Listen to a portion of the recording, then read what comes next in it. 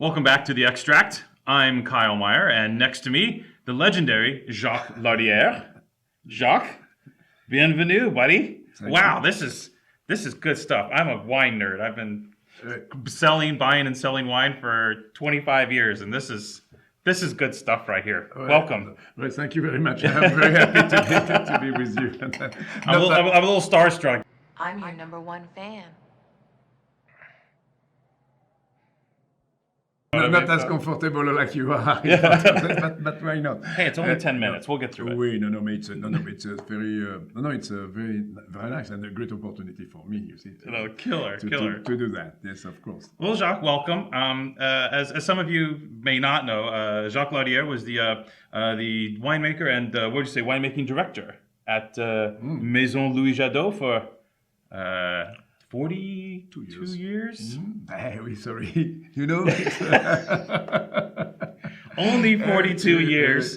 So what you guys have to understand is I'm sitting next to a man who's had his hands on literally every parcel of Burgundy, right? Is there a vineyard in Burgundy that you have not vinified? Oui, of course, someone like Roman et Conti, Okay, well, okay. Joke, I know. No, but we have had an opportunity through this 43 vintages I make. You see a large, but someone not, because someone are monopole for some places. Okay, Claude Lambert. For the other one, generally speaking, yes, always once, but not especially every vintage. So in 2012. Jacques, basically, what would you call it? The shortest retirement of all time? Oui, absolutely. Yeah. So it's exactly you say. So tell me what happened in 2012. No, you see, 5 years ago, you see, I said that I want to stop because I will be 65, and I think that it's good for the young generation behind. Because I spoke my times to explain that we have to deliver the life. You see, to work, something is always moving.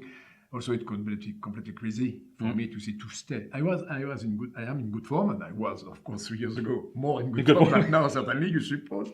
But it was good, and one day it's better to do that. And on the same time, you see, we have with Pierre Gagé, you see, the idea that maybe for the evolution of the Jadot, you see, it could be interesting to make something outside the country, because until now we are Burgundy, 100% Burgundy, you know, and also to do, but always in some places where we grow Pinot, we grow Chardonnay, because these are two grapes. We know, of course, the Gamay for the Beaujolais, of course, quite well, but generally speaking, in the world, now the most attractive are these two grapes, Pinot Noir and Chardonnay. And donc we follow. For me, I travel a little bit, you see, to see 2 or 3 places, and we have had the chance, and to be really very fortunate that once guys have a special dinner, you see, in Portland. Kevin Chambers, the proprietor of Resonance, you see, wanted to sell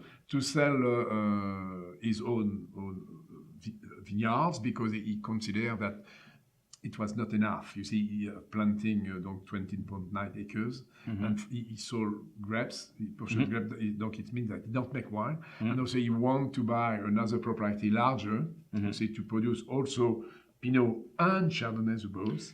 You see, and also, donc he makes certainly a good business when we bought this place in 82, you see, or 83.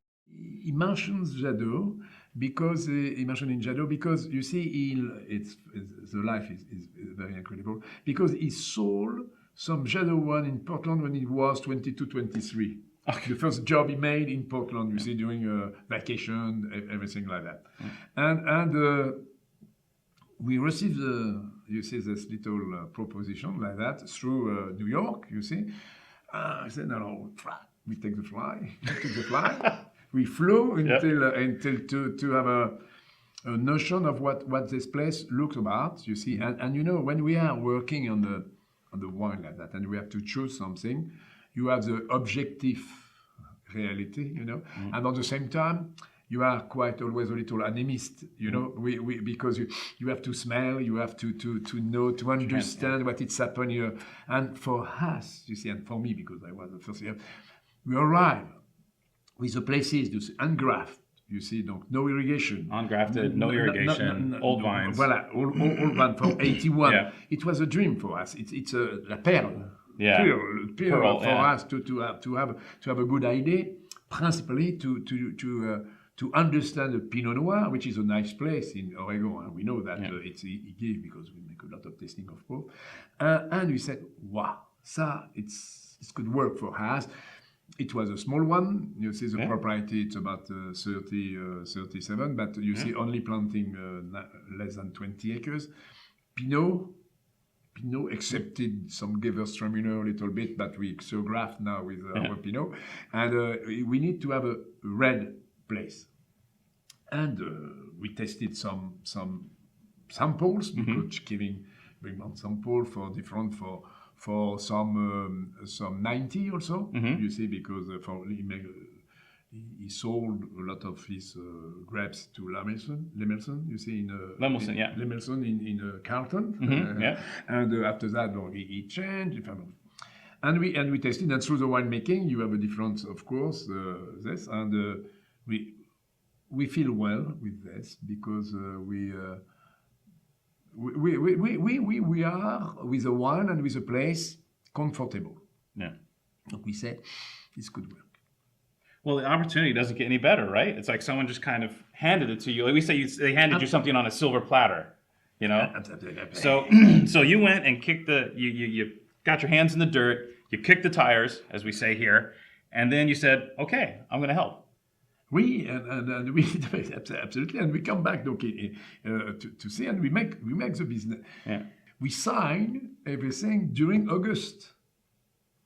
Donc we arrive in beginning of September, like that. Yeah. You see, to have a places where you can be you see, receive. You see, it's.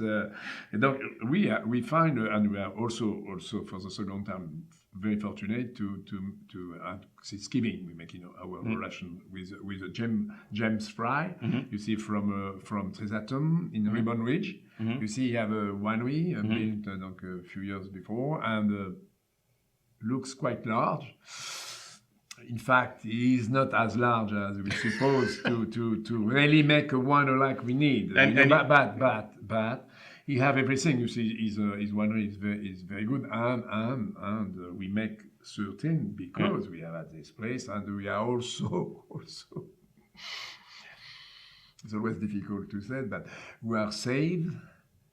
I mean about the process, you see, because we have had the rain. And for us, you see, I decide to harvest before the rain. Yep. Of course, I have like that times. I could have a little more maceration that I haven't see if everyone, the both harvest on the same time.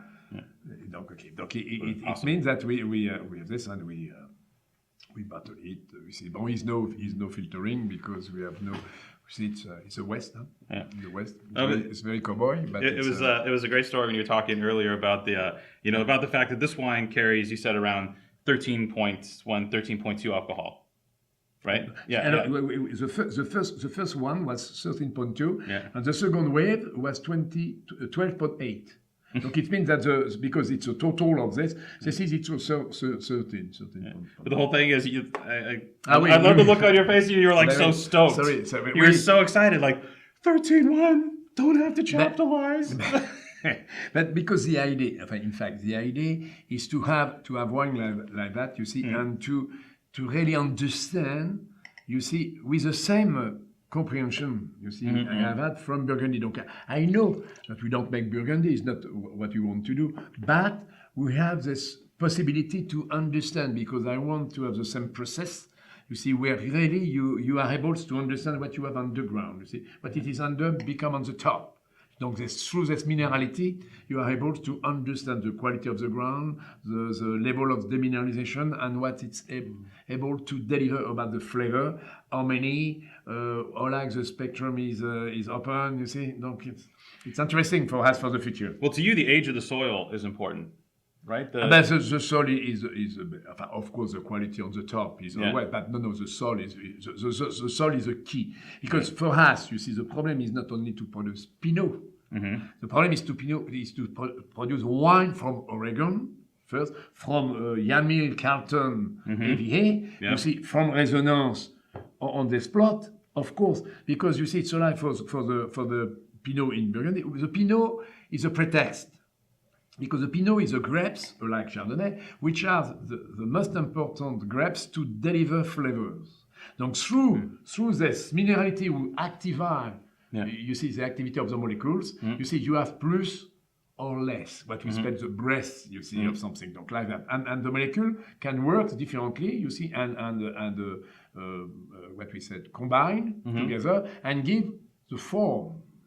Normally speaking, on the one, the form is only made through this combinatoire. Generally speaking, the people in the process prefer to control this, to make something more.